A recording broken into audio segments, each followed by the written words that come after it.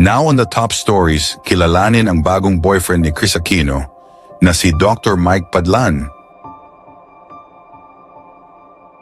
Nakauwi na sa Pilipinas ang Queen of All Media na si Kris Aquino nitong Setyembre 13, 2024. Kasama niya sa biyahe ang napapabalitang nobyo na si Michael Padlan. Ilang larawan ang lumabas sa social media kung saan makikita si Kris sa loob ng eroplano habang papauwi sa Pilipinas. Sa parehong larawan, makikita siya na mayroong katabi na isang lalaki. Ayon sa ilan, marahil ito na ang tinukoy noon ni Kris sa isang panayam na kanyang bagong nobyo na ipinalit kay Mark Leviste. Sa online show ni Christopher Men, kinumpirma na ang naturang lalaki ay siyang nobyo ni Kris na si Michael Padlan.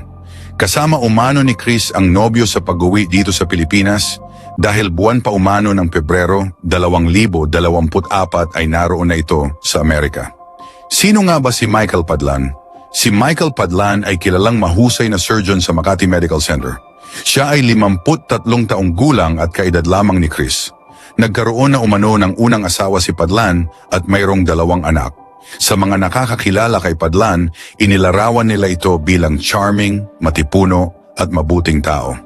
Kung matatandaan sa isang panayam ni Ogie Diaz, binanggit ni Kris na malakas ang kanyang loob na umuwi ng Pilipinas dahil batid niyang mayroon siyang masasandalan na alam ang sitwasyon ng kanyang kalusugan.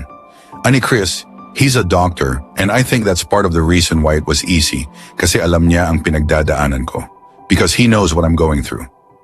Dagdag pa niya, he's part of the reason why I'm confident na pwede akong umuwi kasi alam ko I can return home because I know there's someone who will help take care of me.